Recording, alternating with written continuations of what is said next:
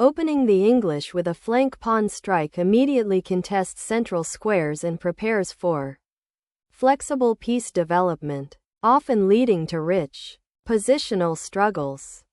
Asserting central influence and opening diagonal lines. e5 immediately stakes a claim against white's flank opening. Developing the knight to c3 immediately stakes a claim in the center. Preparing d4 and potentially supporting a queenside expansion. Solidifying the center with d6 prepares for nf6 while avoiding early skirmishes. Accepting a slightly passive but robust pawn structure. Developing the knight to f3 prepares for castling and contests the center, subtly increasing pressure on black's central pawn structure. Unleashing an aggressive pawn thrust. Black immediately contests the center and seeks an open game, though this potentially weakens their kingside. Exploiting black's premature kingside pawn push. White immediately challenges the center, aiming to seize open lines for rapid development. Opening up the center dramatically. This pawn advance seeks to seize immediate space and disrupt white's central aspirations. Retreating the knight to g1 sacrifices central influence, surrendering initiative and leaving the kingside underdeveloped. Solidifying central space while opening possibilities for development. Retrieving the knight from its outpost to potentially find a better square later, while sacrificing central control for the moment. Bringing the knight to the rim aims to prepare its redeployment to an outpost or to support pawn pushes on the queenside, though it sacrifices tempo and central influence for this potential scope. Securing the knight's outpost while preparing for kingside development solidifies white's central influence and aims to prevent further black pawn incursions. Safeguarding the king's immediate environment is prioritized. Preparing to castle and connect the rooks. Developing the bishop to a square where it aims at the kingside. This allows white to prepare for castling and bolster the pawn chain's defense, while subtly contesting black's central space control. Developing the knight towards the center after the pawn push e4 creates a more natural central influence and prepares for future castling. Safeguarding the king by tucking it away behind the pawn chain is a sensible priority, especially given black's aggressive pawn advances. This also frees the king's rook for potential later deployment on the central files. Relocating the knight to the queenside. This maneuver aims to reinforce the central pawn structure and potentially prepare for a queenside expansion, but it also leaves the kingside somewhat exposed and delays development. Pushing the d-pawn injects immediate central tension, challenging black's pawn chain and potentially opening lines for white's pieces, while simultaneously seeking to restrict the activity of black's undeveloped queenside knight. Securing the king's safety amidst the central pawn storm offers a crucial moment of stability. Cracking open the center with f3. White actively contests the e4 pawn's dominance and signals an intention to expand on the kingside, potentially creating dynamic play after nf4. Pushing the b-pawn aggressively challenges white's queenside space, aiming to disrupt the pawn chain and open lines for black's pieces. It's a bold attempt to seize the initiative, although it might create weaknesses if not supported carefully. Opening the c-file. White seizes an immediate opportunity to disrupt black's queenside pawn structure, creating a dynamic imbalance. Reclaiming the pawn at b5 opens up the c-file for your rook and offers a new avenue for your queenside expansion, but be mindful of the potential for white's kingside attack as your pieces are still somewhat uncoordinated on that flank. Capturing the knight on b5 immediately creates an open file for white's queen and bishop on the queenside, promising increased attacking potential and a potential weakness in black's pawn structure. Challenging the central pawn structure. This capture opens a diagonal for your bishop and potentially unlocks the c-file for your rooks, aiming to disrupt white's pawn formation and create counterplay on the queenside. The bishop now finds a more active square, ready to influence the queenside pawns and potentially support a kingside advance. The queen surges forward, seeking to disrupt white's pawn structure and potentially create weaknesses on the queenside. This aggressive deployment aims to exploit the open lines and pressure white's center, aiming for a more dynamic middle game where piece activity can overshadow white's slight material advantage in space. Nipping into that central void, the knight's repositioning seeks to disrupt black's queenside expansion and potentially support a kingside advance. Harnessing the power of the long diagonal, the bishop relocates to d8, aiming to solidify the queenside pawn structure and prepare for a potential counterplay that might involve further pawn advances or the repositioning of other pieces towards the center. Securing the king on the h1 square adds a crucial layer of safety, pulling it away from any potential diagonals that might open up in the center or on the kingside as the game progresses. This prophylactic maneuver is particularly wise given black's pieces are poised to exert pressure. Black fortifies the queenside pawn chain, solidifying the structure against potential white incursions and preparing for a more active role for the bishop on b6, eyeing the now slightly weakened d4 square and offering support for the knight on c7. Sharpening the attack on the queenside, the bishop now eyes the b4 square, potentially creating an outpost or harassing black's queen, challenging the central pawn chain with the queen's outreach. This maneuver seeks to disrupt white's queenside pawn structure and create tactical opportunities. Eliminating the queen now simplifies the position, potentially opening up lines for white's pieces and forcing black to react to a less complex board. The queen exchange, initiated by white's queenside pressure, now leaves black with a slightly isolated a-pawn that may become a target once white's pieces are reorganized and can focus on the queenside.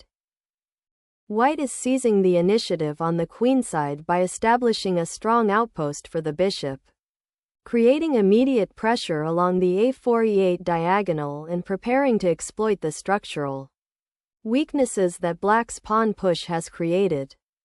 A bold attempt to disrupt white's queenside pawn structure by creating immediate queenside counterplay and potentially opening a file for black's rook, but it does leave the kingside somewhat vulnerable to further queenside pressure should the central pawn advance falter.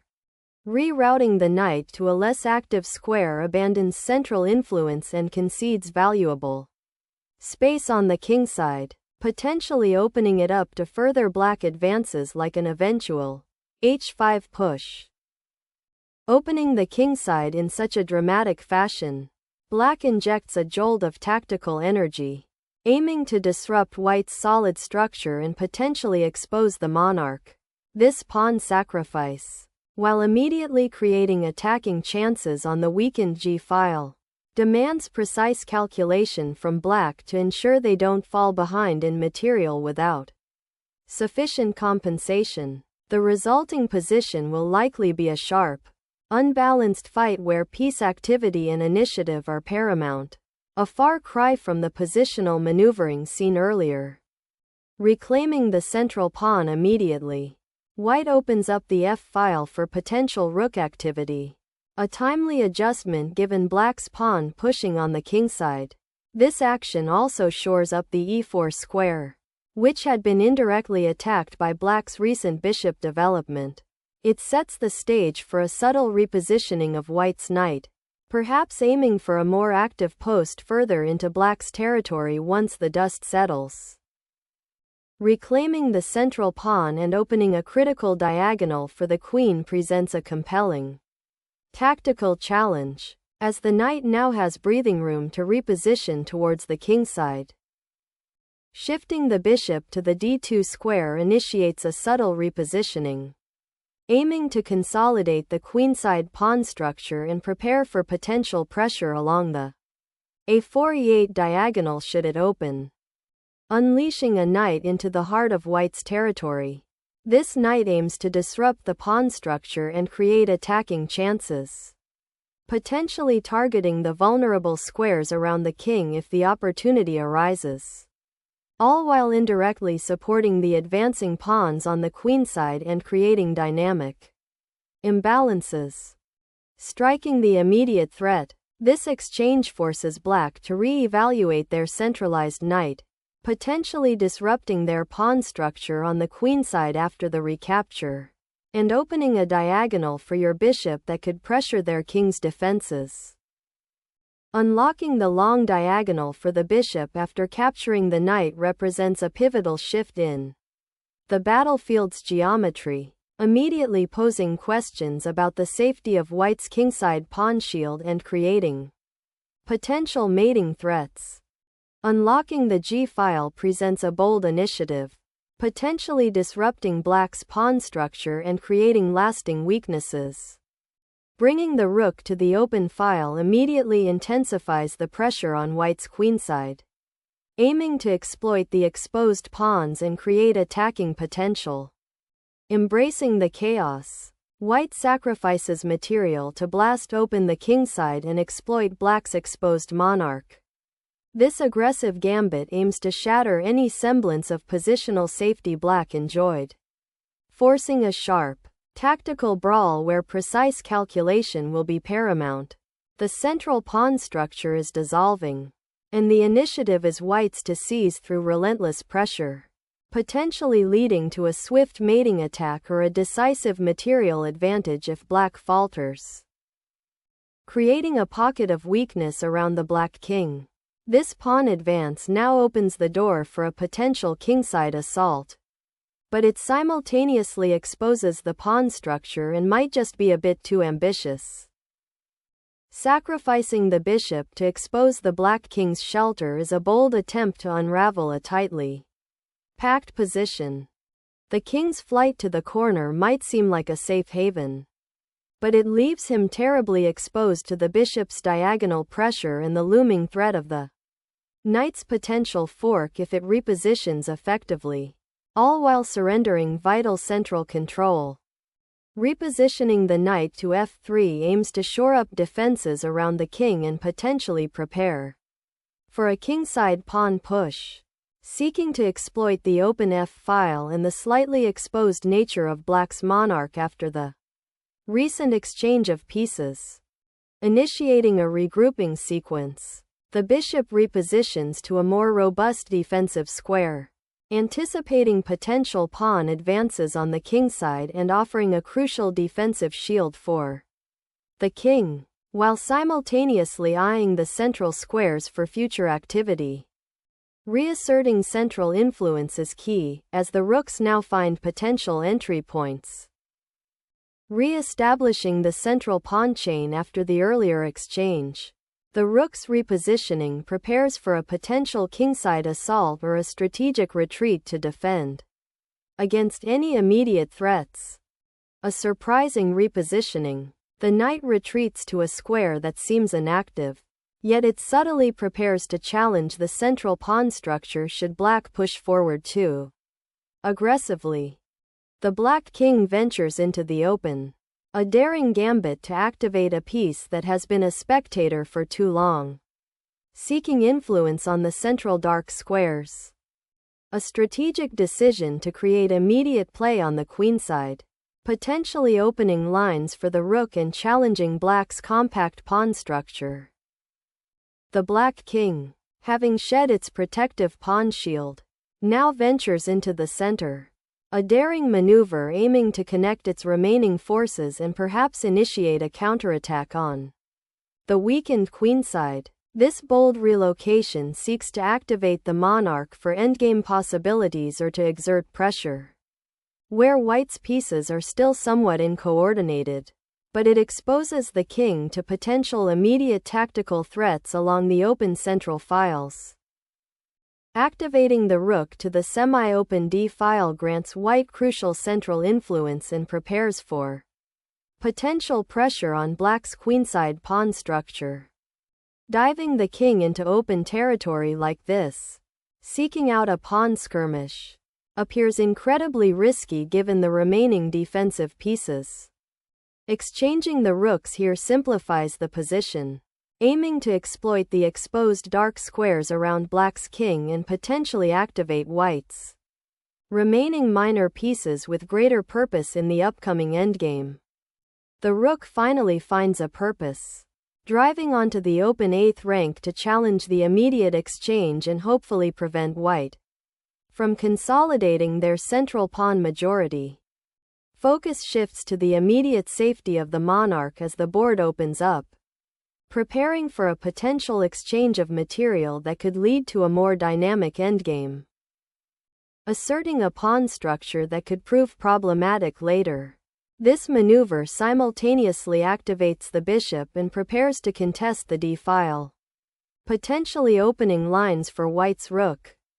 Seizing the open file immediately after the exchange simplifies the position and aims to exploit the exposed black king by opening lines toward the queenside.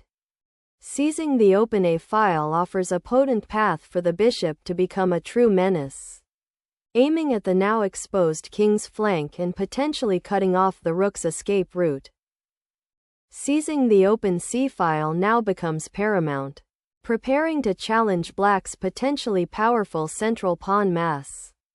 Black's advance on the queenside with a5 aims to solidify their pawn chain and potentially create counterplay on that wing, but it allows white to seize control of the open d-file with the incoming rook, promising an aggressive endgame if black isn't careful.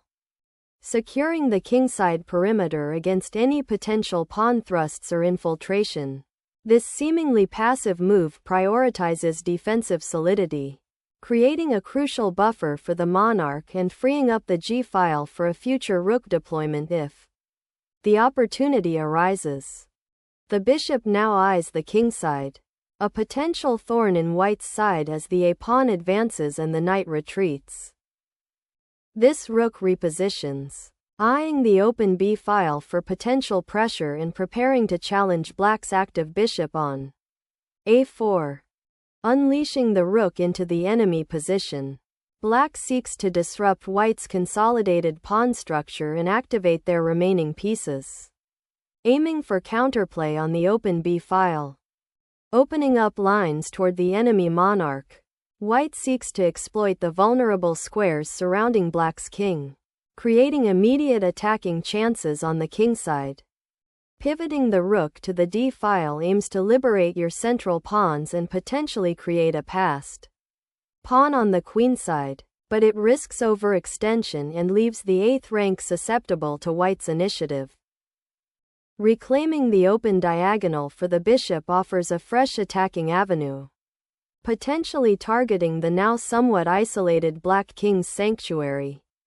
The pawn push to g4 has finally opened up the f-file, and black's immediate capture of the pawn on g4 seeks to exploit this newfound diagonal access, aiming to disrupt white's central pawn structure and potentially create attacking avenues towards the weakened white king. Opening the h-file immediately unleashes potential pressure against black's somewhat exposed king. The bishop's retreat from the active diagonal allows white's rook to dominate the 7th rank, potentially creating mating threats or winning material by exploiting the exposed king position. Gaining a foothold on the d4 square, this bishop establishes a crucial defensive shield for your king while simultaneously eyeing the vulnerable black pawn on a5. The rook now eyes the open a-file, threatening to infiltrate white's queenside if the bishop on e4 doesn't find support. Unleashing a pawn storm on the kingside opens a potential path for the king, creating a dynamic imbalance that might become a weakness if not carefully managed. Opening up the h-file with this pawn push gambits the bishop and exposes your king far too readily. for the scant compensation gained. Suddenly, the board erupts with open files, gifting white a critical opportunity to seize control.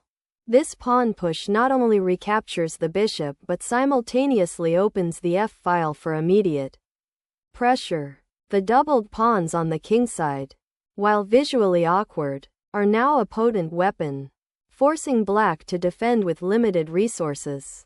The white king, though momentarily exposed, finds a safer haven as the central skirmish intensifies. This pawn sack is a bold gambit to ignite the queenside endgame, aiming to create a passed pawn before black can consolidate. The black king, after a perilous journey, now finds itself adrift in white's attacking zone. A stark reminder that king's safety isn't always about a direct assault but can also stem from being outmaneuvered. The knight's check forces the black king into an even more exposed position, opening pathways for white's rook to become active on the kingside and potentially threatening a mating attack. The black king, after a daring sprint across the board, now finds itself dangerously exposed on the queenside, a sitting duck for the white knight's relentless pursuit. Initiating a decisive check with your rook, forcing the enemy monarch out of its relatively safe haven and into a compromised position.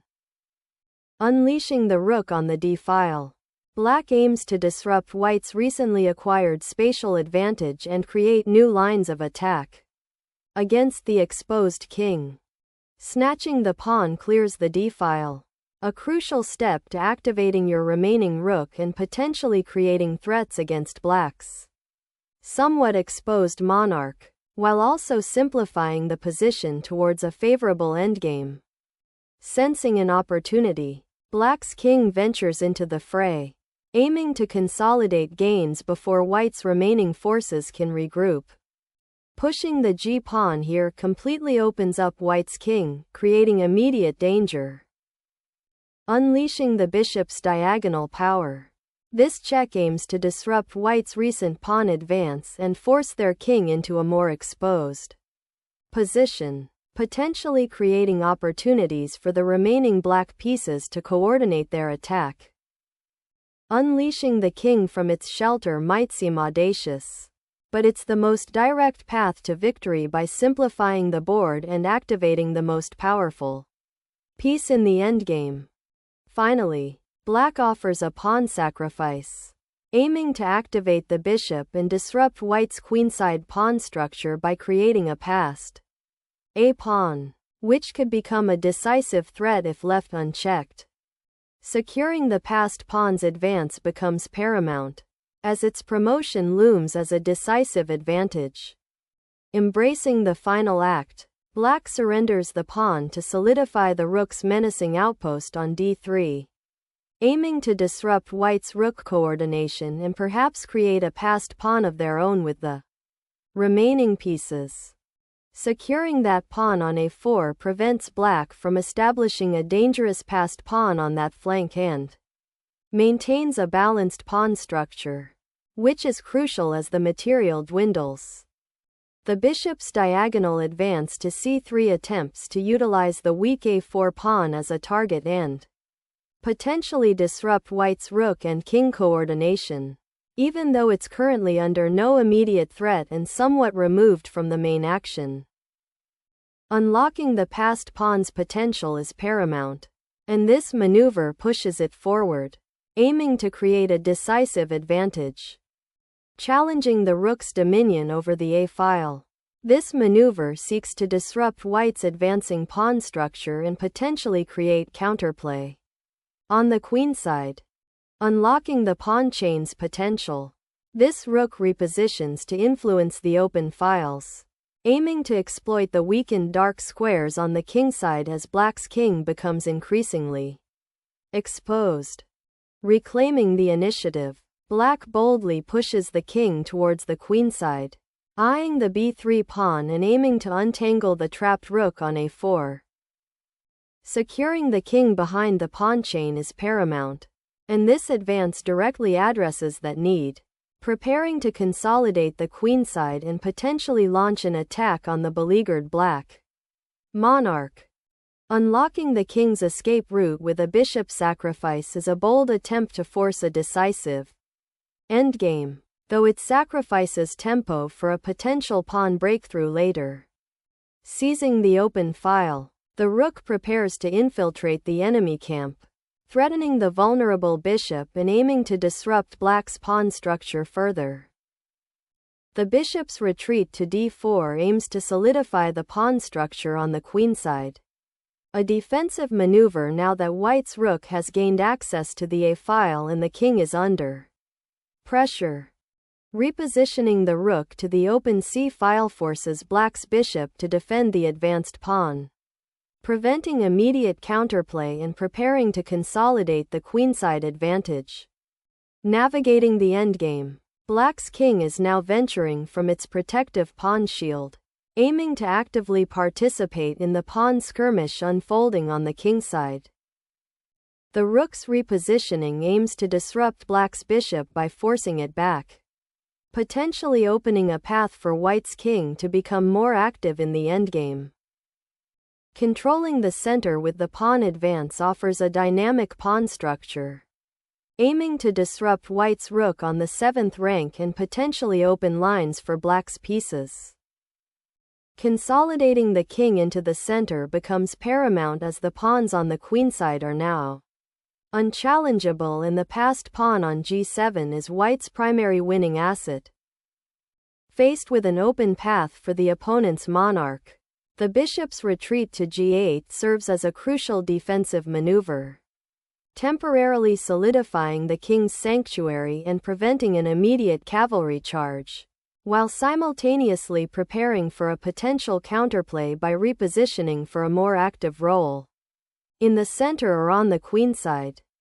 Stepping back to protect the king from any pesky checks, anticipating the bishop's eventual repositioning. Dismantling white's pawn shield opens avenues for the black king to become a force in the ensuing endgame. Relocating the monarch to this d3 square might seem passive, but it cleverly anticipates the potential dangers stemming from that awkward c3 bishop and simultaneously prepares to shepherd the passed pawn. Disrupting the opponent's carefully constructed pawn barrier on the queenside offers a glimmer of hope, forcing a response that may expose weaknesses or clarify black's intentions in the cramped position. Securing the king is paramount, preventing further harassment from the rook and bishop battery that black has meticulously constructed. The king bravely ventures into a potential minefield, seeking to shepherd the pawn advance, but exposes itself to swift counterplay along the open files. Seizing a pawn on the queenside secures material advantage, but the cost is allowing black's king closer to the action. Black ignites a desperate attempt to create a passed pawn, hoping the d-pawn can reach promotion while white's king is still a bit exposed and vulnerable. The pawn at h5, now supported by the rook on h1, is poised to become a menacing threat, aiming to advance and threaten the black king's precarious position on the queenside. The bishop's final sortie offers a desperate attempt to disrupt the advancing king's path, hoping to exploit the pawn's compromised structure and perhaps force a stalemate, though the king's safety appears to be a lost cause. Securing the corner pawn is paramount as the opponent's king is forced to the sidelines, and the passed d-pawn requires vigilant opposition. Pushing the pawn to d2 dramatically accelerates the promotion race, forcing white to immediately confront the impending queen. Unleashing the rook onto the open file is the immediate priority, aiming to disrupt the pawn chain and exploit the exposed king. Seizing the opportunity, the bishop advances, aiming to disrupt white's pawn structure and inject some much-needed activity into black's endgame position. Securing the d-file for the rook by advancing the flank pawn creates an immediate threat of establishing a decisive passed pawn on the queenside. forcing black to react and potentially revealing weaknesses in their defensive structure. Harnessing the power of the bishop to create a mating net, aiming to corner the black king with tempo. The pawn's advance to a6 now directly challenges the bishop's safe harbor on d4, forcing a decision about its future placement and subtly dictating black's pawn structure on the queenside. The bishop finally finds a stable square, aiming to disrupt white's plan of advancing the pawn and potentially create counterplay on the queenside.